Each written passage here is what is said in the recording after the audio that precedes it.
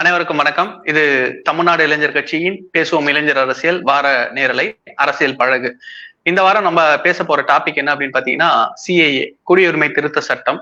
2019 இந்த திருத்த சட்டம் சட்டத்தை திருத்தி அதை அமல் பண்றதுக்காக கொண்டு வந்து பல சர்ச்சைகளுக்கு அப்புறம் இப்போ 2024 அந்த சட்டத்தை அமல்படுத்துறோம் அப்படின்னு சொல்லிட்டு அமித்ஷா நம் நாட்டுடைய உள்துறை அமைச்சர் அறிவிச்சிருக்காரு. சோ அந்த சட்டம் அதை இன்னைக்கு அமல்படுத்துறதுக்காக அறிவித்ததுக்கு அப்புறம் நடக்கக்கூடிய பிரச்சனைகள், மக்கள் போராட்டங்கள், இதெல்லாம் தாண்டி இந்த வீடியோவை பாக்குற நிறைய பேரு இந்த சட்டத்துக்கு நீங்க ஆதரவா எதிர்ப்பா அப்படின்ற ஒரு மனநிலையில தயவு செஞ்சு பார்க்காதீங்க. இந்த பதிவு இதற்கு ஆதரவுன்னு தெரிவிக்கிறதுக்கோ இல்ல எதிர்ப்புன்னு தெரிவிக்கிறதுக்கோ கிடையாது. இந்த சட்டத்துல ஆக்சுவலா என்ன இருக்கு, மக்கள் இதுல எதை எடுத்துக்கணும் எதை எடுத்துக்க கூடாது, இதுல என்ன சொல்ல வராங்க அப்படின்றத கொஞ்சம் பிளாங்க் மைண்டோட நீங்க பாத்தீங்க அப்படின்னா சொல்ல வர கருத்துக்கள் புரியும். அதுக்கு முன்னாடியே இந்த வீடியோவை பார்த்துக்கிட்டு அதுல கமெண்ட்ல போயிட்டு இதுக்கு எதிராக பேசுறோம் உடனே இவன் திமுகவுடைய பி டீம்னு பேசுறதோ இல்ல இவனுக்கு ஒரு சாயம் பூசி இவனை சங்கின்னு சொல்லி காவி சாயம் பூசுறதோ இதெல்லாம் தயவு செஞ்சு தவிர்த்துட்டீங்க அப்படின்னா உங்களுடைய நேரம் மிச்சம், வேற ஒண்ணும் கிடையாது. சோ அதனாலதான் இன்னைக்கு நம்மளோட நேர்காணல்ல கலந்துகிட்டு இருக்கக்கூடிய அன்பு சகோதரர் அண்ணன் நந்தகுமார் அவர்கள், பொலிட்டிக்கல் அனலிஸ்ட், பொலிட்டிக்கல் ஸ்ட்ராட்டஜிஸ்ட், இப்போ நம்மளோட ஒரு இந்த சமூகம் சார்ந்த சில விஷயங்களை எடுத்து சொல்றதுக்காக வந்திருக்காரு. நம்ம ஏற்கனவே 2019 இதை பத்தி ரொம்ப டீட்டெயில்டா பேசியிருக்கோம். என்ஆர்சி, என்பிஆர் இது எல்லாத்தையுமே பேசியிருக்கோம். சிஏஏ பத்தியும் பேசியிருக்கோம். இந்த நேரலையில கலந்துகிட்டதுக்கு ரொம்ப நன்றிண்ணே. வணக்கம். வணக்கம் நரேஷ். உங்க நேயர்கள் எல்லாத்துக்கும் வணக்கம் சார். சார், ஆக்சுவலா இந்த சிஏஏ சட்டம் முதல் கேள்வி எங்க இருந்து ஆரம்பிக்கணும் அப்படின்னு நினைச்சேன் அப்படின்னா, இந்த சட்டம் என்னதான் சொல்லுது, ஆக்சுவலா இதுல எக்ஸாக்டா என்ன இருக்கு அப்படின்றத கொஞ்சம் சுருக்கமா சொன்னீங்கன்னா நம்ம அடுத்தடுத்த கேள்விகளுக்கு போலாம். ஓகே, இது சிம்பிளா புரிஞ்சுக்கணும்னா, இது சிட்டிசன்ஷிப் ஆக்ட்ங்கிறது 1955 கொண்டு வந்தது. அதுல யார் யாரெல்லாம் ரெண்டு சொல்றாங்க. ஒண்ணு கான்ஸ்டிடியூஷன்லயே 1950க்கு முன்னாடி யார் யாரெல்லாம் இருந்தவங்களோ டொமிசைல் பிரகாரம் இந்தியன் சிட்டிசன்ஸுங்கிறது ஒரு விளக்கங்கள் இருக்கு கான்ஸ்டிடியூஷன் ஆஃப் இந்தியாவில். அதுக்கப்புறம் சிட்டிசன்ஷிப் ஆக்ட் 1955 அதை ஃப்ரேம் பண்றாங்க. ஸோ அதுக்கப்புறம் அந்த கான்ஸ்டிடியூஷனுக்கு அப்புறம் வரக்கூடிய மாற்றங்களை பொறுத்து யார் யாரெல்லாம் சிட்டிசன்ஷிப் ஆக்க முடியும் அப்படிங்கிறது அந்த ஆக்ட் கொண்டு வராங்க, சிட்டிசன்ஷிப் ஆக்ட். அந்த சிட்டிசன்ஷிப் ஆக்ட் கொண்டு வந்ததுக்கு அப்புறம் அது பல முறை அமெண்ட்மெண்ட் ஆயிருக்கு. இப்போ மட்டும் இல்லை, 1986, அதே மாதிரி பார்த்தீங்கன்னா 96, 2003, 2005, 2019, இப்போ நம்ம பேசிட்டு இருக்கிறது 2019 ஏற்பட்டிருக்கக்கூடிய அமெண்ட்மெண்ட் ஆக்ட். இந்த சிட்டிசன்ஷிப் சிஏஏ 2019 என்ன சொல்லுது அப்படின்னாக்கா, அதாவது இப்போ நம்மளுடைய சிட்டிசன்ஷிப் ஆக்ட் பிரகாரம் ஒரு நாட்டினுடைய குடியுரிமையை வாங்கணும்னாக்கா ஒரு 4 வகையில வாங்கலாம். ஒன்று பை பர்த், ரெண்டாவது பை டெசன்ட், அதாவது பை பர்த்துங்கிறது இந்தியாவிலேயே பிறக்கிறது, தென் டிசன்ட்டுங்கிறது இந்தியா வம்சாவளியில வெளிநாட்டில் பிறக்கிறது, மூணாவது பார்த்தீங்கன்னா சர்டிஃபிகேட் பை ரெஜிஸ்ட்ரேஷன், அடுத்தது பை நேச்சுரலைசேஷன். அப்போ இதில் என்னன்னாக்கா, இந்த 4 வகையான கண்டிஷன்லையுமே யாராவது இல்லீகல் மைக்ரெண்ட் அப்படின்னு யாராவது இருந்தாங்கன்னா அவங்களுக்கு சிட்டிசன்ஷிப் கிடைக்காது இந்தியாவில். அதாவது இல்லீகல் மைக்ரெண்ட்னா என்ன அப்படின்னாக்கா, இப்போ நம்ம ஒரு நாட்டுக்கு வெளிநாட்டுக்கு நம்ம போகணும்னா கூட நமக்கு ப்ராப்பரான வேலிட் டாக்குமெண்ட் இருக்கணும். உதாரணத்துக்கு பாஸ்போர்ட், ப்ராப்பரான பாஸ்போர்ட் இருக்கணும். ஒரு கண்ட்ரிக்கு போகணும்னா அந்த கண்ட்ரிக்கு உண்டான விசா நம்ம கிட்ட இருக்கணும். அந்த விசாவும் பார்த்தீங்கன்னா நீங்கள் என்ன காரணத்துக்காக வரீங்க, எவ்வளோ நாள் நீங்கள் இந்த நாட்டில் தங்கி இருக்க போறீங்க, அந்த நாடு கடைசி அந்த விசாவினுடைய நாள் கடைசி நாள் முடியறது அன்னைக்கே நம்ம அந்த கண்ட்ரியிலிருந்து வெளியேறிடணும். ஸோ இதெல்லாம் தான் பார்த்தீங்கன்னா ப்ராப்பர் டாக்குமெண்ட்டை நம்ம ஒவ்வொரு கண்ட்ரிக்கும் ட்ராவல் பண்ணும்போது, அந்த மாதிரி இந்தியாவுக்கும் வெளியிருந்து வரவங்க ஒரு மைக்ரெண்ட்டாக வரணும்னாக்கா இந்த டாக்குமெண்ட்ஸ் முக்கியம். அப்போ இந்த இல்லீகல் மைக்ரெண்ட்னா யாருன்னா, இந்த மாதிரி டிராவல் டாக்குமெண்ட் இல்லாமல் நம்ம கண்ட்ரிக்கு வந்தவங்க, பாஸ்போர்ட்டோ விசாவோ எதுவும் இல்லாமல் வந்தவங்க. ரெண்டாவது, பாஸ்போர்ட் விசாவோட வந்திருந்தாலும் அந்த விசாவினுடைய காலக்கெடு முடிஞ்சதுக்கு அப்புறமும் அவங்க நாட்டுக்கு திரும்பி போகாம சட்டத்துக்கு புறம்பா நம்ம நாட்டில் தங்கி இருக்கிறவங்க, அரசாங்கத்தினுடைய ஒப்புதல் இல்லாம தங்கி இருக்கிறவங்க சட்டத்துக்கு புறம்பா. இந்த 2 கேட்டகரியில் இருக்கிறவங்களும் இல்லீகல் இமிகிரன்ட்ஸ் சொல்றாங்க. அப்படி இல்லீகல் இமிகிரன்ட்ஸா யாரா இருந்தாலும் அவங்க நம்மளுடைய நாட்டில் இருக்கக்கூடிய குடியுரிமைக்காக அப்ளை பண்ண முடியாது, எந்த கேட்டகரி வைஸும் இல்லீகல் இமிகிரன்ட்ஸ். அப்ப இந்த சிஏஏ இந்த அமெண்ட்மெண்ட் ஆக்ட்ல என்ன கொண்டு வராங்க அப்படின்னாக்கா, இந்த இல்லீகல் இமிகிரன்ட்ஸ்ங்கிற ஒரு இதுக்கு வந்து ஒரு ரீடெஃபினிஷன் கொடுக்குறாங்க. அதாவது சொல்லுங்க. ஒரு சின்ன கேள்வி சார், சாரி குறிக்கிறதுக்கு சார். இந்த இல்லீகல் மைக்ரன்ட்ஸ் சொல்றோம் இல்லைங்களா, சோ வந்து சட்ட விரோதமா நாட்டுக்குள்ள ஊடுருவது அப்படின்றது, இது எந்த மாதிரியான வகையில சார்? நீங்க ஒண்ணு சொன்னீங்க, டாக்குமெண்ட் இல்லாம வர்றவங்க, இன்னொன்னு டாக்குமெண்டோட வந்து உள்ள வந்துட்டு விசாக்கு அப்புறம் அவங்க வந்து வெளியே போகாம இருக்கிறவங்கன்ட்டு. டாக்குமெண்ட் இல்லாம எந்தெந்த வகையில உள்ள வர முடியும் சார்? இப்ப நீங்க இப்ப பக்கமா ஒரு படம் இந்தியில டன்கின்னு ஒரு படம் வந்துச்சு. ஆக்சுவலாவே இந்த சிட்டிசன்ஷிப்பை பத்தி இல்ல இந்த மாதிரி வந்து இல்லீகல் இமிகிரன்ட்ஸ் பத்தி தான் அந்த படம் இன்ட்ரெஸ்டிங்கா போகும் அது. ஸோ இது வந்து பாத்தீங்கன்னாக்கா, இப்ப நீங்க எல்லை தாண்டி வர்றது, அதாவது நேர் வழியில வராம ஒரு பார்டர்ல எந்த இடத்துல வந்து செக்யூரிட்டி கம்மியா இருக்கோ அந்த இடத்துல வந்து செக்யூரிட்டியை பிரீச் பண்ணி, இல்ல செக்யூரிட்டி ஸ்ட்ராங்கா இருந்தாலும் அவங்களுடைய இன்ஃப்ளூயன்ஸை வச்சு, இப்ப நம்ம நீங்க நிறைய இடத்துல பாத்தீங்கன்னாக்கா, நம்ம வந்து இப்ப வந்து எல்லையை தாண்டி வந்தவங்களை வந்து இந்த நாட்டுலக்காரங்க வந்து இன்னொரு நாட்டுல இருந்து எல்லையை தாண்டி வந்த போது சுட்டுட்டாங்க, இல்ல வந்து அவங்களை அரெஸ்ட் பண்ணாங்க. ஏன்னா அவங்க எந்த விதமான டாக்குமெண்ட் இல்லாம உள்ள வருவாங்க.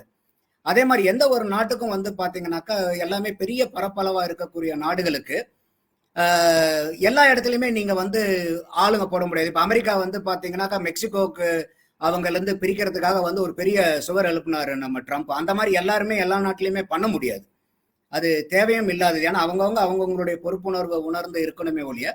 அதனால வந்து வர்றதுக்கு வந்து ஏகப்பட்ட வாய்ப்புகள் இருக்கு. உதாரணத்துக்கு வந்து பாத்தீங்கன்னா கடல் மார்க்கமா வரலாம். ஏன்னா கடல் மார்க்கமா வரும்போது போர்ட், ஸ்ட்ரக்சர்டு போர்ட்ல மட்டும்தான் உங்களுக்கு வந்து நமக்கு ப்ராப்பரான டிஃபென்ஸ் எல்லாம் கிரியேட் பண்ண முடியும்.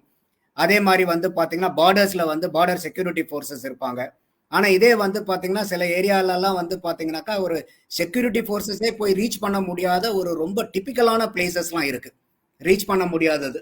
பட் இந்த மாதிரி வந்து இல்லீகலா வரவங்க வந்து அதையெல்லாம் ரிஸ்க் எடுத்து அந்த வழியா தான் வருவாங்க. ஸோ அவங்க இல்லீகலா வரவங்க, அந்த மாதிரி வரவங்க வந்து உயிருக்கும் துணிஞ்சுதான் வருவாங்க.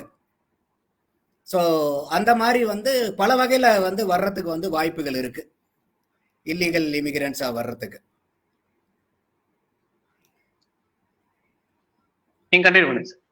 ஏர் மூலியமா வர்றதுக்கு வாய்ப்பு இல்லை இப்ப. ஏன்னா எல்லாமே ஏர்ல வந்து இப்ப இதுல ஏர்ல வந்து பாத்தீங்கன்னாக்கா, இப்ப டூப்ளிகேட் பாஸ்போர்ட் வச்சு சில பேர் வரலாம்.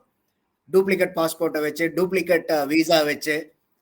ஸோ அந்த மாதிரி இருக்கவங்க வந்து பாத்தீங்கன்னாக்கா உங்களுக்கு சேலஞ்சஸ் வந்து, அவங்க பிற்காலத்தில் அவங்க வந்து கண்டுபிடிக்கப்பட்டு இவர் வந்து ஒரு டூப்ளிகேட்டான பாஸ்போர்ட், டூப்ளிகேட்டான விசா டாக்குமெண்ட்டை ஃபோர்ஜ் பண்ணி தான் இங்க வந்திருக்காருன்னு தெரிஞ்சாலும் they also will become illegal immigrants. So அப்ப அந்த இல்லீகல் இமிகிரன்ட்ஸா யாராவது ஒருத்தர் இருக்கிற பட்சத்துல அவங்க எந்த வகையிலையும் எந்த காலத்திலையும் அவங்களுக்கு வந்து சிட்டிசன்ஷிப் வந்து நம்மளுடைய இந்தியன் சட்டப்பூர்வமா நம்மளால அவங்க அப்ளை பண்ணவே முடியாது, நம்ம கொடுக்கவும் மாட்டோம். ஏன்னா இது வந்து இல்லீகல் இமிகிரண்ட், அவங்களுக்கு வந்து எப்படி சட்டப்பூர்வமா குடியுரிமை கொடுக்க முடியாது.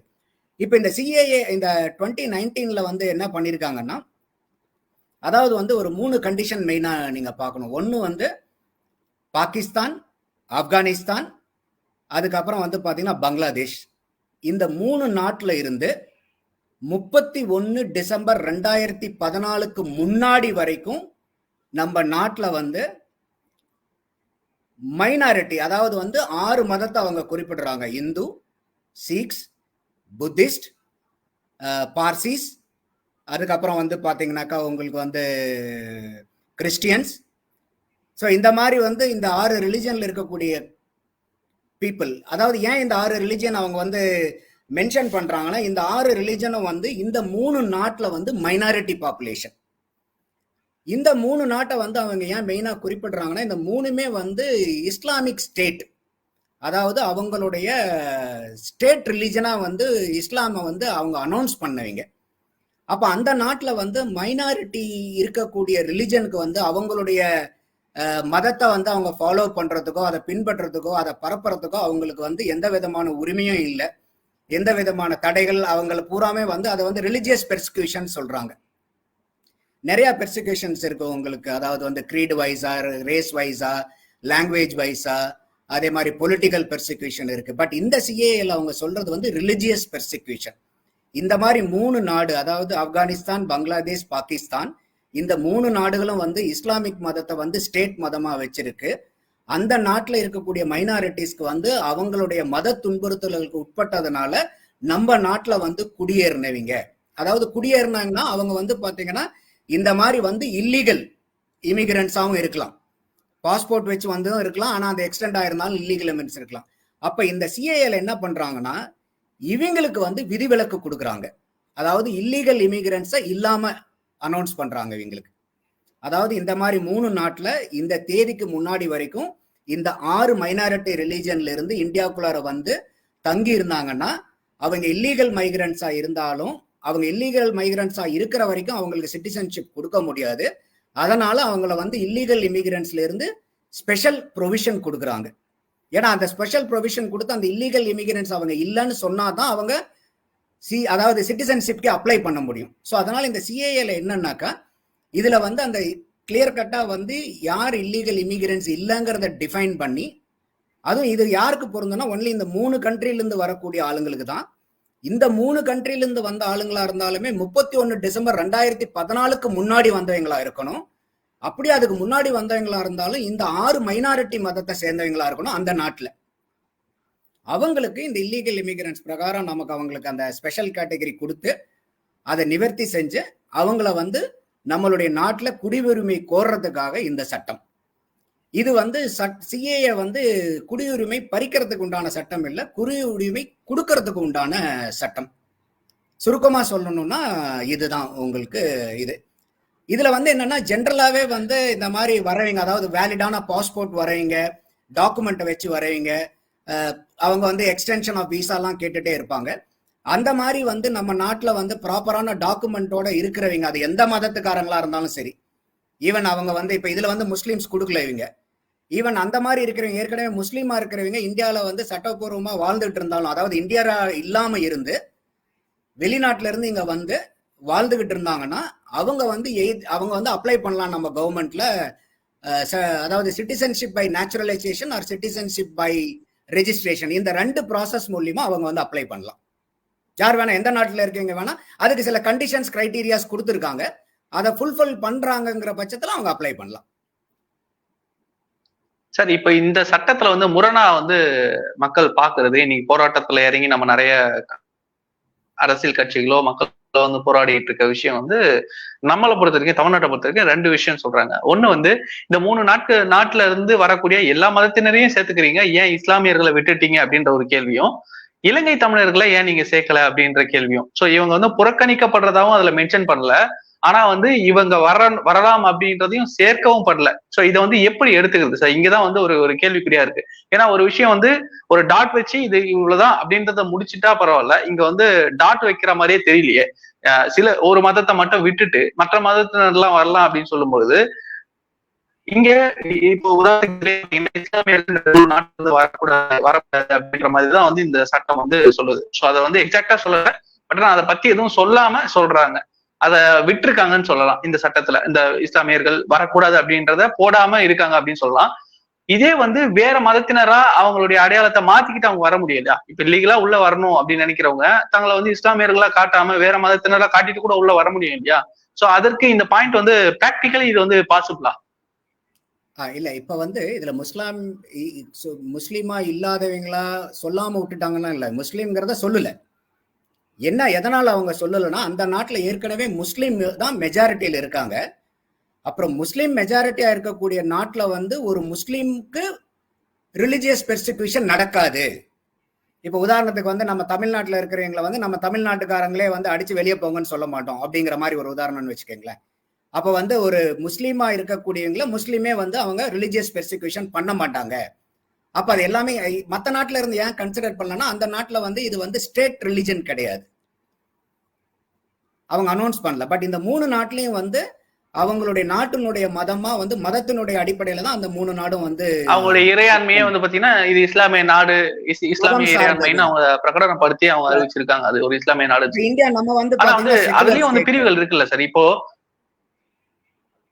இப்ப நம்ம செக்குலர் ஸ்டேட் சொல்றோம், நம்ம இதுல வந்து நம்ம நாட்டுல பெரும்பான்மைன்னு பாத்தீங்கன்னா நம்ம நாட்டுல பெரும்பான்மைன்னு பாத்தீங்கன்னா இந்து மதம்னு சொல்லலாம். இந்து மதத்திலயுமே வந்து பல பிரிவுகளா பிரிஞ்சு ஜாதியா வந்து இங்க வந்து கேஸ்ட் வைஸ் வந்து நம்ம பிரிஞ்சு அவங்களுக்குள்ளாரையும் சில அடக்குமுறைகள், அவங்களும் துன்புறுத்தப்படுற விஷயங்கள்லாம் நடக்குது.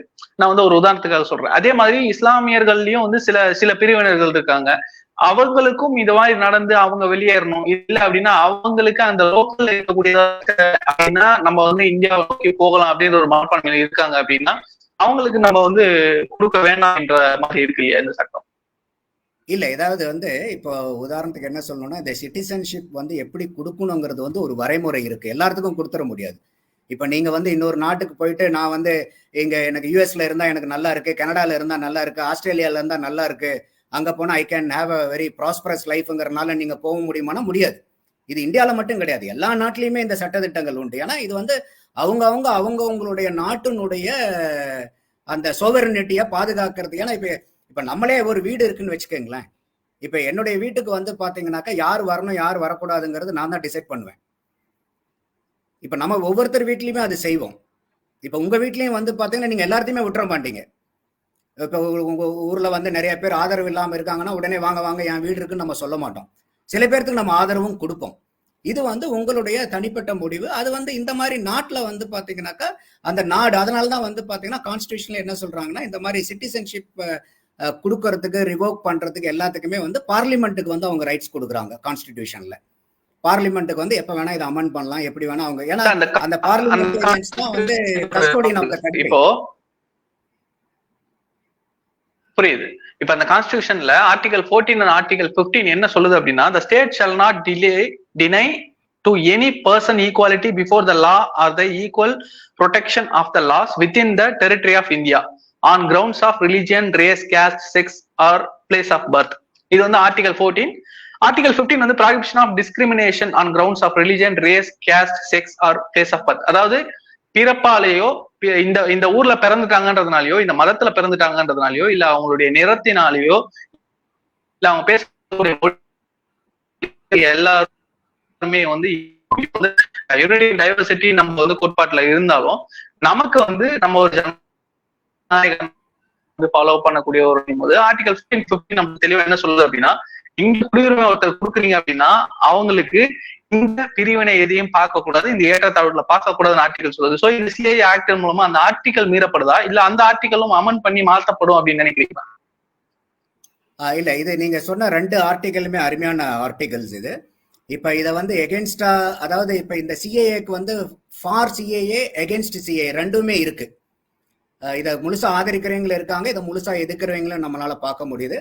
இதுல கூடுமான வரைக்கும் அவங்க வந்து இந்த ஆர்டிகல் 14 and 15 வச்சுதான் அவங்க வந்து இல்ல இது வந்து இறையாண்மைக்கு எகென்ஸ்ட், அதாவது வந்து இது வந்து பாத்தீங்கன்னா ஃபண்டமெண்டல் ரைட்டு வந்து மீறுது, ரைட் டு ஈக்குவாலிட்டியை வந்து இது வந்து பிரேக் பண்ணுது அப்படிங்கிறத வச்சுதான் அவங்க கண்டென்ட் பண்றாங்க, அதை கான்டெஸ்ட் பண்றாங்க இந்த சிஏஏவை.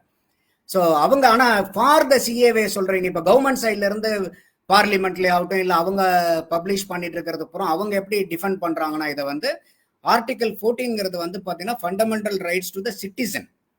ஸோ ஒரு கான்ஸ்டிடியூஷன்ங்கிறது வந்து யாருக்கு அப்ளிகபிள் ஆகும்னாக்கா அந்த நாட்டினுடைய சிட்டிசனுக்கு தான் அந்த கான்ஸ்டிடியூஷன் இஸ் அப்ளிகபிள்.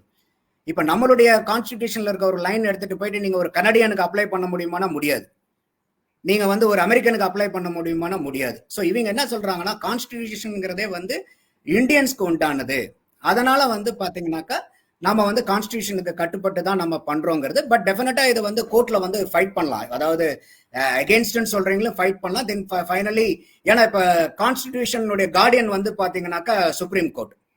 ஸோ அவங்க வந்து இந்த மாதிரி அதாவது சட்டம் இயற்றத்துக்கு வந்து பார்லிமெண்டேரியன்ஸ்க்கு அதிகாரம், அந்த சட்டத்தை வந்து நிலைநிறுத்துறதுக்கு உண்டான கார்டியன் வந்து சுப்ரீம் கோர்ட். எந்த விதத்திலேயாவது அந்த சட்டங்கள் மீறப்பட்டு இருந்துச்சுன்னா அதை வந்து கேள்வி கேட்டு அதை நிலைநிறுத்தி அந்த சட்டத்தை நிலைநிறுத்துற பொருட்டு வந்து சுப்ரீம் கோர்ட் இது. அதே மாதிரி ஆர்டிகல் 15 வந்து என்ன சொல்றாங்கன்னா the state shall not discriminate against any citizenங்கிற ஒரு வார்த்தை அங்க வருது. அப்ப சிட்டிசன்ங்கிற வேர்டு அங்க வரும்போது அவங்க என்ன சொல்றாங்கன்னா, அதாவது ஃபார் த சிஏஏ சொல்றவங்க சிட்டிசனே இல்லையே, அப்புறம் சிட்டிசனே இல்லாதவங்களுக்கு வந்து எப்படி வந்து நாங்க ரிலிஜியன்ஸ் காஸ்ட் கிரீடு பிரகாரம் நாங்க வந்து டிஸ்கிரிமினேட் பண்றோம் நீங்க சொல்றீங்கன்னு. பட் ரெண்டு பக்கமே இப்ப லாவை பொறுத்த வரைக்கும் நம்ம எல்லாத்துக்குமே தெரியும், இட் இஸ் டிஃப்ரெண்ட் பெர்ஸ்பெக்டிவ், எந்த வகையில் அதை இன்டர்பிரட் பண்றோங்கிறத வச்சுதான். அதனாலதான் வந்து பாத்தீங்கன்னா சில கேஸ் வந்து பாத்தீங்கன்னாக்கா ஒரு செஷன்ஸ் கோர்ட்ல வந்து ஒரு மாதிரி தீர்ப்பு இருக்கும், ஹைகோர்ட்ல ஒரு மாதிரி தீர்ப்பு வரும், அதே கேஸ் சுப்ரீம் கோர்ட்டுக்கு போற மாதிரி ஒரு தீர்ப்பு வரும். ஸோ ஒரே லா, எல்லா ஜட்ஜஸ் எல்லா வக்கீலும் எல்லாமே படிக்கிறது ஒரே லாவை தான் படிக்கிறாங்க. பட் அந்த கான்டெக்ஸ்ட பொறுத்து, அந்த இன்டர்பிரிட்டேஷனை பொறுத்து டிஃப்ரெண்ட் தீர்ப்பு வரதை நம்ம பார்த்துருக்கோம். ஸோ அப்ப சுப்ரீம் கோர்ட்ல டெஃபினட்டா வந்து இதை வந்து நம்ம ஃபைட் பண்றதுக்கு உண்டான வாய்ப்புகள் வந்து ரெண்டு சைட்லயுமே இருக்கும். ஸோ அது வந்து it should be won in the court of law. அது யார் அங்க வந்து சட்டப்பூர்வமா. சார் இன்னொரு விஷயம் வந்து இப்போ இந்த ஸ்ரீலங்கன் தமிழன்ஸ்க்கு வந்து இங்க சிட்டிசன்ஷிப் கொடுக்கறதுனால ரெண்டு பேர் கருத்துக்கள் இருக்கு. அவங்களுக்கு வந்து இங்க குடியுரிமை கொடுத்துட்டாங்க அப்படின்னா அவங்க பின்னாடி அவங்க சொந்த நாட்டுக்கு அமைதி நிலவனதுக்கு அப்புறமோ இல்ல வந்து இயல்பு நிலை திரும்பினதுக்கு அப்புறமோ அவங்க போனாங்க அப்படின்னா அவங்களுக்கு உங்களுக்கு தான் அங்க குடியுரிமை இருக்கே, அங்க இருக்கிற தமிழர்கள் கூட நீங்க கிளம்புங்கன்னு சொல்லி அவங்களையும் விரட்டுறதுக்கான வேலைகள்ல வந்து ஸ்ரீலங்கா ஈடுபடுறதுக்கு வாய்ப்பு இருக்கு. அதனால அவங்களை இங்க அகதிகளா வச்சிருப்போம், எங்க எப்போ அவங்க போகணும்னு நினைக்கிறாங்களோ அவங்க தாராளமா போகலான்ற மாதிரி சொல்றாங்க. இதை பத்தின உங்களுடைய கருத்து சார்? அதாவது இந்தியன் சிட்டிசன்ஷிப் ஆக்ட் பிரகாரம் என்னன்னாக்கா, ஒன்ஸ் நீங்க நான் முதலே சொன்ன ஒரு 4 வகையில நீங்க சிட்டிசன்ஷிப் வாங்கலான்ட்டு, by birth, descent, registration and naturalization. எந்த விதத்திலையாவது நீங்க வந்து இந்தியன் சிட்டிசன்ஷிப்னு ஆயிட்டீங்கன்னா இந்தியா நாட்டை பொறுத்த வரைக்கும் டூயல் சிட்டிசன்ஷிப் கிடையாது. ஸோ நீங்க இந்தியன் சிட்டிசன்ஷிப் ஆனீங்கன்னாவே நீங்க எந்த நாட்டு சிட்டிசன்ஷிப்பா இருந்தாலும் அது கேன்சல் ஆயிடும் ஆட்டோமேட்டிக்கா. நீங்க அடுத்தது நீங்க வந்து ஸ்ரீலங்கா, இப்ப தமிழுக்கு வந்து இப்ப நம்ம வந்து ஈழத்தமிழர்களுக்கு வந்து நம்ம சிட்டிசன்ஷிப் கொடுக்கறது வந்து வரவேற்கத்தக்கது. ஏன்னா அவங்களும் நம்ம ரத்த இதுதான். பட் அப்படி கொடுத்துட்டீங்கன்னா அவங்க வந்து திருப்பி வந்து தே ஆர் நாட் ஸ்ரீலங்கன்ஸ். அதனால நம்ம ஞாபகம் வச்சுக்கணும். நிறைய பேர் வந்து இதை நம்ம மறக்கிறோம். அதாவது இதை வந்து அகதிகள் தான் அவங்க, அதாவது வந்து நம்ம ஸ்ரீலங்கால இருந்து வந்திருக்காங்க பாருங்க நம்மளுடைய உறவுகள், அவங்க தான் இதை முடிவு பண்ணணும். இதை வந்து பொலிட்டிக்கல் பாயிண்டா கொண்டு வந்து அவங்கள வந்து நட்டாத்துல விட்டுறக்கூடாது. ஏன்னா நமக்கு சிட்டிசன்ஷிப் அவங்களுக்கு கொடுக்கணுங்கிற மாதிரி இருந்தா நம்ம இவ்வளவு நாள் வெயிட் பண்ணிருக்கணுங்கிற அவசியமே இல்லை. ஏன்னா எல்லா தகுதிகளும் வந்து அவங்களுக்கு, நம்மளுடைய ஈழத்தமிழர்களுக்கு இந்திய நாட்டு குடிமக்களாகக்கூடிய எல்லா உரிமையும் எல்லா அந்தஸ்தும் நம்மளுடைய ஈழத்தமிழர்களுக்கு இருக்குது. ஆனா அவங்களுடைய கோரிக்கை இவ்வளவு நாளா என்னவா இருந்துச்சுன்னாக்கா, நம்ம வந்து திருப்பி தாய்நாட்டுக்கு போய் நம்மளுடைய உரிமையை ஸ்ரீலங்கால நிலைநாட்டணும். ஏன்னா அவங்க வந்து எல்லாருமே இப்ப ஸ்ரீலங்கன் தமிழ்ஸ் எல்லாமே அவங்களுடைய பூர்வீகம் என்னன்னா நம்மளுடைய தமிழ்நாடு தான். அப்ப இந்தியாவுடைய எத்தனிக் இதுதான் நம்ம ஆளுங்க. அப்ப வந்து யாருக்கு குடியுரிமை கொடுக்கறத விடவும் ஈழத்தமிழர்களுக்கு குடியுரிமை கொடுக்கறதுக்கு 100% எலிஜிபிலிட்டி இருக்கு. ஆனா அப்படி இந்திய குடியுரிமை கொடுத்துட்டாங்கன்னா அவங்களுடைய ஸ்ரீலங்காவுடைய குடியுரிமை ஆட்டோமேட்டிக்கா கேன்சல் ஆயிடும். அவங்க திருப்பி இங்கிருந்து வந்து ஸ்ரீலங்காவுக்கு வந்து போக முடியாது. ஒரு பிசினஸ் விசாவோ இல்ல வந்து டூரிஸ்ட் விசாவோ இந்த மாதிரி வந்து ஒரு ஃபாரினரா தான் அவங்க ஸ்ரீலங்காவுக்கு போக முடியுமே ஒழிய ஸ்ரீலங்காவுக்கு திரும்பி வந்து அவங்க எங்களுடைய சொந்த நாட்டுக்கு திரும்பி போறங்கிறது அவங்களால முடியாம போயிடும். ஸோ அதனால வந்து இதை வந்து அந்த நம்மளுடைய ஈழத்தமிழர்கள்ட்ட ரொம்ப கலந்தாயுது. அவங்க வந்து இதை முடிவெடுத்து இல்ல நாங்க இந்தியாவிலே இருக்கிறோம் அப்படின்னு சொன்னாங்கன்னாக்கா கண்டிப்பா இங்க இருக்கக்கூடிய ஒவ்வொரு அரசியல் கட்சியும் உடனடியாக அதுக்கு அழுத்தம் கொடுத்து அவங்கள வந்து நம்மளுடைய இந்திய குடிமக்கள் ஆக்கணும். ஆனா அவங்க அதே சமயம் வந்து இல்ல எங்களுடைய தாய்நாடு வந்து ஸ்ரீலங்கா தான், நாங்க எங்களுடைய பூர்வீகத்துக்கு போய் எங்களுடைய உரிமையை அங்க நிலைநாட்டணும்னு சொன்னாங்களாலும் அதுக்கு உண்டான நடவடிக்கையும் நம்மளுடைய மாநில அரசாகட்டும் மத்திய அரசாகட்டும் ஒண்ணு சேர்ந்து இலங்கையில வந்து அவங்கள நல்ல வகையில அவங்கள போய் திருப்பி அந்த பழைய வாழ்க்கை தரத்துல எப்படி இருந்தாங்களோ அதே ஒரு நிலையில அவங்கள குடியமர்த்தணும். ஸோ இது வந்து ரொம்ப கிரிட்டிக்கலான ஆஸ்பெக்ட் இது. பட் நம்ம ஈழத்தமிழர்களுக்கு குடியுரிமை கொடுக்க முடியுமா? கொடுக்கக்கூடிய அத்தனை சாத்தியக்கூறுகளும் யாரை விடவும் அதிகமா அவங்களுக்கு தான் இருக்கு. சார் அப்புறம் நம்ம பதிவு ஒண்ணு போட்டிருந்தோம் காலையில, நம்ம இந்த மாதிரி ஒரு நேர்காணல் எடுக்க போறோம், அதுக்கு உங்களுடைய கேள்விகள் இருந்தா சொல்லுங்க அப்படின்னு சொல்லிட்டு நம்மளுடைய ஃபேஸ்புக் பக்கத்துல போட்டிருந்தோம். அதுல நிறைய கமெண்ட்ஸ் வந்திருக்கு. அதுல வந்து நம்ம எடுத்துக்க வேண்டிய சில கமெண்ட்ஸ் எல்லாம் இருக்கு. அதை உங்களுக்கு நான் ஜஸ்ட் ஷேர் பண்ணிட்டு அதுக்கப்புறம் நான் இறுதி கேள்விக்கு போறேன். இப்போ வந்து பாத்தீங்கன்னா, please explain the problems to the problems of this law, then ask the public opinion without telling the problem, what is the use of this அப்படின்ட்டு ஒருத்தர் கேள்வி கேட்டிருக்காரு. அதாவது இந்த ப்ராப்ளம் வந்து நீங்க சும்மா இது ப்ராப்ளம்னு பேசாம இது என்ன இருக்கு அப்படின்னு பப்ளிக் கிட்ட ஒப்பீனியன் கொண்டு போய் அவங்க கிட்ட ஒப்பீனியன் கேளுங்க, அவங்க என்ன சொல்றாங்கன்னு பார்ப்போம். அரசியல் கட்சிகளா வந்து மட்டும் முடிவெடுக்கிறது இல்லைன்ற மாதிரி சந்தோஷ் சண்முகம் ஒருத்தர் கமெண்ட் பண்ணியிருக்காரு. உங்களுடைய ஷார்ட்டான பதில் ஏதாவது? இல்ல இது நல்ல ஒரு வியூ தான் இது. அதாவது இன்னைக்கு வந்து நிறைய வந்து பாத்தீங்கன்னாக்கா இப்ப சிஏஏவை ஆதரிக்கிறவங்களாகட்டும் இல்ல சிஏஏவை எதிர்க்கிறவங்களாகட்டும் ஏன் ஆதரிக்கிறோம் ஏன் எதிர்க்கிறோங்கிற தெளிவு இருந்து பண்ணுனாங்கன்னா, நான் எதிர்க்கணும்னு சொல்லல ஆதரிக்கணும்னு சொல்லல, ஆனா எதிர்க்கிறோம்னாக்கா ஏன் எதிர்க்கிறோம், ஆதரிக்கிறோம்னா ஏன் ஆதரிக்கிறோங்கிற அந்த தெளிவு வரணும். ஏன்னா நிறைய பேர்த்திட்ட நம்ம இதை பத்தி பேசும்போது சிஏஏன்னா என்னன்னே புரியல. அதாவது சில பேர் என்ன சொல்றாங்கன்னா சார் இந்தியா முஸ்லிம்ஸ் பூராமே வந்து அவங்களுக்கு அந்த ரைட்ஸே போயிடும். இந்தியாவில் முஸ்லிம்ஸை வந்து நம்ம சிட்டிசன்ஷிப்பை புடுங்கிறதுக்காக தான் இதெல்லாம் பண்றாங்க, கிடையவே கிடையாது. அந்த மாதிரி எந்த இடத்துலையுமே சிஏஏல வந்து நம்ம சொல்லல, எந்த இடத்துலையுமே அவங்க அந்த மாதிரி பதிவிடலை. ஸோ அதனால தான் நான் ஆரம்பத்திலே சொன்னேன், இந்த சிஏஏங்கிறது வந்து ஒரு சில குறிப்பிட்ட நபர்களுக்கு குடியுரிமை கொடுக்கக்கூடியதே ஒழிய குடியுரிமையை எடுக்கக்கூடியதில்லை. ஸோ அப்போ அந்த மாதிரி எதிர்க்கிறவங்களை வந்து என்னன்னாக்கா, இப்போ அரசியல் கட்சிகள் என்ன பண்றாங்கன்னாக்கா, எதிர்க்கிறவங்களாகட்டும் இல்லை ஆதரிக்கிறவங்களாகட்டும், அதை சார்பு நிலைமையுடைய அரசியல் கட்சிகள் பொதுமக்களுக்கு வந்து ஒரு சரியான புரிதலை வந்து இதுதான் என்னென்னு சொல்லி அவங்க வந்து தெளிவுபடுத்தணும், மக்கள் கிட்ட எல்லாத்தையும் கொண்டு போகணும். ஏன்னா மக்கள் வந்து விழிப்பு அடைஞ்சிட்டாங்கன்னா இந்த ராங் ப்ரோபகண்டாக்கு வந்து அவங்க வந்து ஆளாக மாட்டாங்க. இப்ப என்ன ஆகுதுன்னா, புரியாமே வந்து வேணும்னு சொல்றாங்க, புரியாமே வேண்டாம்னு சொல்றாங்க. வேணும்னு சொன்னாலும் ஏன் வேணும்னு சொல்லணும்? ஏன்னா இது எல்லாமே இப்ப நீங்க சொன்ன ஒரு விஷயத்தையே தான் ஒருத்தர் கேள்வியாவும் கேட்டிருக்காரு. நீங்க சொன்ன ஒரு விஷயத்தையே தான் இப்ப ஒருத்தர் கேள்வியாவும் கேட்டிருக்காரு, சின்ன சப்ளையர்ஸ்னு சொல்லிட்டு. இந்த சிஏவினால இந்திய வம்சாவளி முஸ்லிம்களுக்கு பாதிப்பாவது இருக்குன்னா இருக்க சொல்லுங்க, இல்லைன்னா இல்லைன்னு சொல்லுங்கன்ற மாதிரி கேட்டிருக்காங்க. சென்னை சப்ளையர்ஸ் அப்படின்ற ஒரு ஐடியில இருந்து ரமேஷ் குமார் சொல்லிட்டு ஒருத்தர் கேட்டிருக்காரு, சிஏ சட்டம் நல்லதோ கேட்காரு. இப்ப பலரும் வந்து சொல்லிருக்காங்க. அதுல ஒருத்தர் ரொம்ப பேசியிருக்காரு தெரிஞ்சு, சரிங்கராஜன் ஐயனார். கிறிஸ்தவர்கள் சிஏவை எதிர்க்கிறார்கள், சிஏவில் கிறிஸ்தவர்கள் சேர்த்திருக்கிறார்கள், அவர்கள் அதில் எதிர்க்க வேண்டும், கிறிஸ்தவர்கள் இந்தியாவுக்கு வரக்கூடாது அப்படின்ற மாதிரி அவருடைய கருத்தை போட்டிருக்கு. சோ இது வந்து ஒரு சட்டத்தை எதிர்த்து பேசும்பொழுது அவங்க மேல ஒரு சாயம் பூசி அவங்களையும் வந்து இங்க இருந்து தோர்த்திடணும் அப்படின்னு மனப்பான்மை இருக்கக்கூடியவர். இந்த மாதிரி மனப்பான்மையும் சிலர் இருக்கு சார். எல்லாருக்கும் வந்து ஈக்குவலா எல்லாரும் இல்ல. ஒரு கேள்வி கேட்டாங்க அப்படின்னாலே அவங்களே வந்து அழிச்சிடணும் அப்படின்ற ஒரு மனப்பான்மை இருக்கும் இல்லையா? அவங்களுக்கு நீங்க என்ன சொல்ல விரும்புறீங்க? இல்ல, இது வந்து ரொம்ப சென்சிட்டிவான இஷ்யூ. அதாவது வந்து அதனாலதான் நான் முதலே சொன்னேன், எந்த ஒரு இதை எதிர்க்கிறதுக்கும் ஆதரிக்கிறதுக்கு முன்னாடி நம்ம வந்து தெளிவா அதை படிச்சு புரிஞ்சுக்கணும். இப்ப நான் சொல்றதை வச்சோ மட்டும் இல்லாம, இப்ப நம்ம இதை பத்தி கலந்துரையாட இருக்கோம்னாக்கா உடனே சிஏ பத்தி எடுத்து உட்கார்ந்து படிக்கணும். அவங்க உண்மையாலுமே இந்த மாதிரி வந்து தேசத்தின் மேல அக்கறை இருக்கக்கூடியவங்க வந்து ஒவ்வொருத்தருமே இதை எதிர்க்கிறவங்களாகட்டும் ஆதரிக்கிறவங்களாகட்டும் முழுமையா படிச்சு அதனுடைய நல்லது கெட்டது, நீங்க எந்த ஒரு சட்டம் கொண்டு வரும்போதும் ஒரு நல்லது கெட்டது எப்பயுமே இருக்கும். எல்லாமே 100க்கு 100 சரியும் கிடையாது, எல்லாமே 100க்கு 100 தவறும் வராது. அப்ப எந்த இடத்துல வந்து பாதகங்கள் வருதோ அந்த பாதகங்களை வந்து கரெக்டா அட்ரஸ் பண்ணணும் நம்ம. இப்ப அதே மாதிரி எந்த ஒரு மதத்தவரும் எங்க நாட்டுக்கு வரக்கூடாதுன்னு சொல்றதுக்கு யாருக்கும் உரிமை இல்லை. ஏன்னா வந்து நம்ம வந்து அதே மாதிரி மற்ற நாடுகள்லாம் வந்து நீங்க இந்துஸ் எல்லாம் யாரும் இங்க வரக்கூடாது, கிறிஸ்டியன்ஸ் எல்லாம் யாரும் இங்க வரக்கூடாது, முஸ்லிம்ஸ் யாரும் வரக்கூடாதுன்னா அது வந்து ரொம்ப ரொம்ப ஒரு மனிதாபிமான அற்ற செயல், அது மனிதத்தன்மையை மீறின செயல். ஸோ அதனால வந்து ஒரு கிறிஸ்டியன் வரக்கூடாது, முஸ்லீம் சொல்லக்கூடாதுன்னு வரதுக்கு யாருக்கும் உரிமை இல்லை. ஆனா அவங்க வர்றதுக்கு முன்னாடி ப்ராப்பரான டாக்குமெண்டோட வரணும். இன்னைக்கு நான் அமெரிக்கா போகணும்னாக்கா நான் அந்த நாட்டில் அனுமதி வாங்கிட்டு தான் நான் போகணும். இங்கிருந்து நான் அமெரிக்கா போறதுக்கு நம்மளுடைய அரசாங்கமும் ஒத்துக்கணும், அந்தனுடைய அரசாங்கமும் ஒத்துக்கணும்.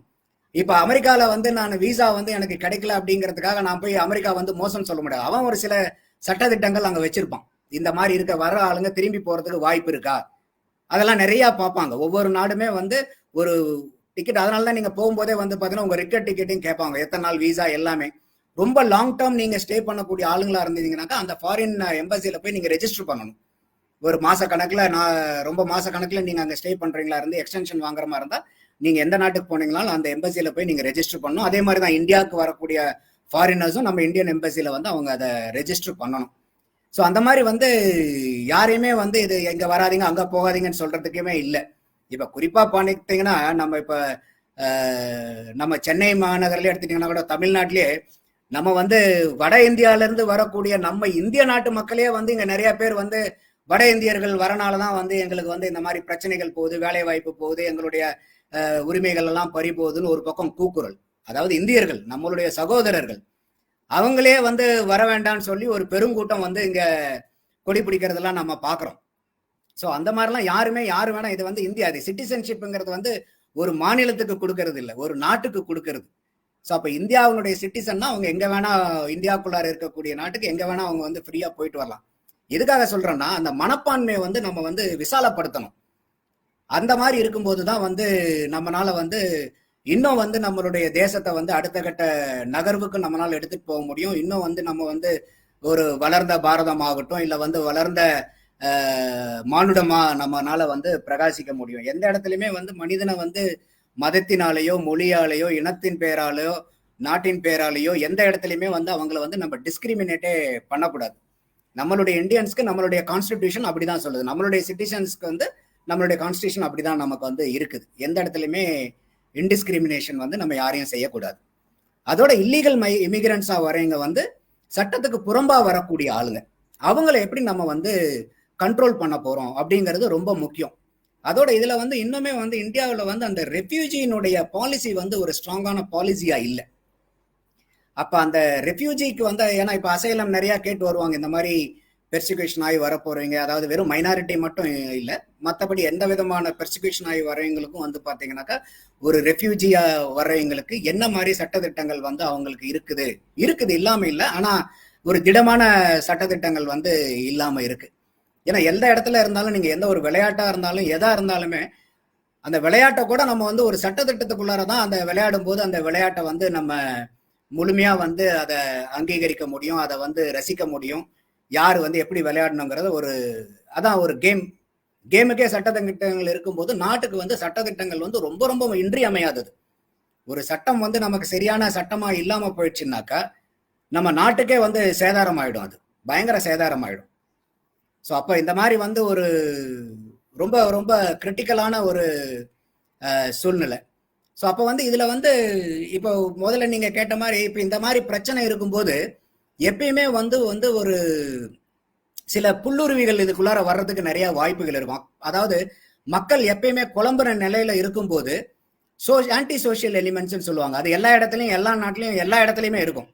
அவங்க வந்து என்ன பண்ணுவாங்க, அவங்களுடைய மெயின் அஜெண்டாவே என்னன்னாக்கா ஒரு பப்ளிக்கு கிட்ட அண்ட்ரஸ்ட கிரியேட் பண்றது. அப்ப அதனாலதான் சொல்றது வந்து இது எதிர்க்கிறவங்களாகட்டும் இல்ல வந்து ஆதரிக்கிறவங்களாகட்டும் இதை தெளிவா பொதுமக்கள்கிட்ட கொண்டு போய் சேர்த்தும் போது அந்த தனி மனிதனுக்கு தெரியும், ஓ இதெல்லாம் இதுல சொல்லியிருக்காங்க, அப்ப இதுல வந்து இது இல்லாம இருக்கு, இதை வந்து சேர்த்தணும், அப்ப இதை நீங்க இதுல மாற்றம் கொண்டு வாங்க, இதுல வந்து நீங்க இன்க்ளூட் பண்ணுங்க, இந்த மாற்றத்தை நீங்க கொண்டு வந்தீங்கன்னா இந்த சட்டத்தை வந்து நாமளும் ஆதரிக்கலாம். அதை எப்ப சொல்ல முடியும்னா எப்ப வந்து அந்த சட்டத்தை முழுமையா அவங்க புரிஞ்சுக்கிறாங்களோ அப்பதான் அதுல இருக்கக்கூடிய கேப் என்னங்கிறது தெரியும். நம்மளுடைய இது என்னவா இருக்குன்னா அந்த கேப் என்னவோ அதை வந்து நம்ம இந்த சட்டத்துல பாத்தீங்கன்னா இப்ப கொண்டு வரும்போது பல கருத்துக்கள், அது மாற்று எதிர்வினைகள் எல்லாமே வரும்போது அதற்கு வந்து ஒரு முற்றுப்புள்ளி வைக்கிற மாதிரி நீங்க கேட்கிற இந்த விஷயங்கள்லாம் இந்த சட்டத்துல வராது, இந்த பாதிப்பெல்லாம் இருக்காது அப்படின்ற மாதிரியான ஒரு உத்தரவாதம் அந்த சட்ட திருத்தத்திலேயே கொண்டு வந்து அதை அமல்படுத்தினாங்க அப்படின்னா யாருக்கும் எந்த ஒரு ஆச்சரியம் இருக்காது இல்லையா? இப்ப வந்து நம்மளுக்கு ஆர்டிகல்ஸ், இத்தனை ஆர்டிகல் நம்ம வந்து நமக்கு அம்பேத்கர் வந்து அவருடைய தலைமையில நம்மளுக்கு வந்து சட்டம் வகுத்து கான்ஸ்டியூஷன் வந்து எழுதியிருக்காங்க. இதுல வந்து தெளிவா சொல்றது என்ன அப்படின்னு நம்மளுக்கு பல திருத்தங்கள் வந்திருக்கே தவிர எதுலையும் வந்து ஆட்சேபனைகள் வந்ததில்லை. ஏன்னா எல்லாமே அதுல வந்து கலந்து இப்ப நம்ம கேட்கக்கூடிய அந்த முரண்களை எல்லாத்துலயுமே வந்து அதற்கெல்லாம் ஒரு முற்றுப்புள்ளி வச்சு அந்த ஆக்டை வந்து ஃபுல்ஃபில் பண்ணி இதை வந்து ஒரு கொண்டு வராங்க அப்படின்னா அதுல வந்து யாருக்குமே மாற்று கருத்து இருக்க போறது இல்லையா? இல்ல அதனாலதான் எப்பயுமே வந்து பாத்தீங்கன்னா ஒரு ஃபர்ஸ்ட் வந்து எப்பயுமே அதை வந்து ஒரு பில்லா டேபிள் பண்ணுவாங்க பார்லிமெண்ட்ல. எந்த ஒரு சட்டத்தை கொண்டு வரதுக்கு முன்னாடியும் அதை வந்து ஒரு பில்லா டேபிள் பண்ணிட்டு அதுல வந்து பார்லிமெண்ட்ல வந்து டிபேட் பண்ணி அதுல என்னென்னலாம் நல்லது கெட்ட, ஏன்னா இப்ப நம்மளே எவ்வளவு பேசுறோம்னா எதிர்கட்சியில் இருக்கவங்க எல்லாமே நிறைய கேள்விகள் கேட்பாங்க அங்க. அப்ப அந்த எதிர்கட்சிகள் கேட்கிற கேள்விகளுக்கு பூராமே வந்து பாத்தீங்கன்னாக்கா அங்க வந்து சரியான பதில்களை வந்து ஆளுங்கட்சியினர் சொல்லணும். அது யார் ஆளுங்கட்சியா இருந்தாலும் சரி, யார் எதிர்கட்சியா இருந்தாலும் சரி. அப்ப அந்த மாதிரி வந்து அவங்க அங்க பதில் சொல்லணும். அது மட்டும் இல்லாம இந்த டிராப்ட்னு அதுக்கப்புறம் விடுவாங்க. இந்த டிராப்ட் வந்து என்னன்னா மக்கள் பொதுவெளிக்கு மக்களுடைய பார்வைக்காக டிராப்ட் விடுவாங்க எப்பயுமே. அப்ப மக்கள் கிட்ட அந்த டிராப்டை இஷ்யூ பண்ணிட்டு என்ன பண்ணுவாங்கன்னா மக்கள்கிட்ட இருந்து எப்பயுமே கருத்து கேட்பாங்க. உங்களுக்கு ஏதாவது ஆட்சேபனை இருக்கா, இல்ல உங்ககிட்ட ஏதாவது வந்து கருத்து அடிஷனலா இருக்காங்கிறத வந்து கேட்பாங்க. ஆனா அது வந்து இன்னைக்கு எந்த அளவுக்கு வந்து நடைமுறை சாத்தியப்படுது, இல்ல எந்த அளவுக்கு வந்து அதை வந்து வெளிப்படையா அந்த இப்ப நீங்களே நம்ம தமிழ்நாட்டிலே கூட நிறைய பார்த்திருப்போம், கருத்து கேட்பு கூட்டம்னு அரசாங்கம் சார்பில் வைப்பாங்க. அந்த இடத்துல போய் கருத்து சொல்ற ஆளுங்கெல்லாம் யாரா இருப்பாங்க, இல்ல எதிர்கருத்து சொல்ல வரக்கூடிய ஆளுங்களை என்னென்ன பண்ணுவாங்கிறதெல்லாம் நம்ம இங்கே பார்த்திருக்கோம். ஸோ அது எல்லா இடத்துலையுமே இந்த மாதிரி வந்து கொஞ்சம் முட்டுக்கட்டைகள் இருக்கு. அதை வந்து இன்னும் அரசாங்கங்கள், அது எந்த அரசாங்கம் இருந்தாலும் இன்னும் அதுல வெளிப்படைமை தன்மையை கொண்டு வந்து, ஏன்னா இப்ப நீங்க கேட்ட கேள்வி வந்து நியாயமான கேள்வி. ஏன் வந்து அந்த பிரச்சனை வருதுன்னா அரசாங்கத்தின் மேல ஒரு நம்பிக்கை இல்லாதனாலதான் இந்த அவநம்பிக்கை வருது. இந்த அரசாங்கம் இப்ப நம்மளே வந்து பாத்தீங்கன்னா இன்னைக்கு அரசியல் கட்சிகளை பார்த்திருப்போம், எலெக்ஷனுக்கு முன்னாடி 1008 வாக்குறுதிகள் கொடுப்பாங்க. எலெக்ஷன்ல ஜெயிச்சு வந்ததுக்கு அப்புறம் அந்த வாக்குறுதிகளை பத்தி கவலைப்பட மாட்டாங்க. மறுபடியும் அடுத்த தடவை எலெக்ஷன் வரும்போது புது வாக்குறுதிகள் பக்கம் போயிடுவாங்க. அப்ப மக்களுக்கு ஏன் இந்த அவநம்பிக்கை வருதுன்னாக்கா, ஒவ்வொரு தடவையுமே இந்த கட்சிகள் வாக்குறுதிகளை கொடுத்து கொடுத்து கொடுத்து மக்கள்கிட்ட ஒரு நம்பிக்கையை ஏற்படுத்தி அந்த நம்பிக்கையை நிவர்த்தி செய்யாம முழுமையாவே அவநம்பிக்கையை அரசாங்க அதாவது அரசியல் கட்சிகள் பண்ணிடுறதுனாலதான் மக்களுக்கு சில நேரத்துல அவநம்பிக்கை வந்துருது. இல்ல இவங்க இப்படி சொன்னாலும் இதுல ஏதாவது ஒரு உள்குத்து இருக்குமோ, இதுல ஏதாவது ஒரு இவங்க பாக்குறோம்ல சார். இப்ப விவசாயிகள் சட்ட திருத்த மசோதாவே பாத்தீங்கன்னா அதுல அன்னைக்கு பிரதமரும் உள்துறை அமைச்சர் எல்லாருமே எழுத்துப்பூர்வமாவே கொடுத்தாங்க, கொண்டு வர மாட்டோம், விவசாயிகள் போராட்டத்தை வாபஸ் வாங்கலான்ட்டு. இப்ப கொண்டு வருவோம் அப்படின்ற மாதிரி பல அமைச்சர்களும் பேசுறத பார்க்க முடியுது. மறுபடியும் இப்ப போராட்டங்கள் டெல்லி சொல்லணும்னு போய்கிட்டு இருக்கு. இதை நீங்க சொன்ன மாதிரி இந்த நம்பிக்கை இல்லாத தன்மை இதை அரசுகள், அது இன்னைக்கு இருக்கக்கூடிய ஆளும் பாஜகவா இருந்தாலும் சரி, நாளைக்கு வரக்கூடிய வேற ஏதாவது கட்சியாக இருந்தாலும் சரி, அவங்க அந்த நம்பிக்கை தன்மையை வளர்த்துக்கிட்டாங்க அப்படின்னா கண்டிப்பா இந்த மாதிரியான பிரச்சனைகள் வர்றதுன்னு நான் நம்புறேன் சார். நேரலையில கலந்துக்கிட்டு இவ்வளவு நேரம் கருத்துக்களை சொன்னதுக்கு ரொம்ப நன்றி சார். இதன் மூலமா நிறைய பேர் நிறைய தெளிவு கிடைச்சிருக்கும் அப்படின்னு நம்புறோம். ஸோ ரொம்ப பொறுமையா ரொம்ப தெளிவா மக்களுக்கு புரியுற மொழியில இதை கொண்டு போய் நம்ம மட்டும் தான் சேர்த்திருக்கோம் அப்படின்னு நான் நம்புறேன். ஏன்னா எல்லாருமே புரியாத பாஷைகள்லயே பேசிட்டு இருந்திருப்பாங்க. ஸோ நம்ம கண்டிப்பா கொண்டு போய் சேர்த்திருக்கோம் நம்புறேன். நன்றி சார். அடுத்து இன்னொரு காலநிலையில கண்டிப்பா நம்ம சந்திப்போம், விவாதி. நன்றி நேயர்களே அனைவரும். நன்றி. நன்றி.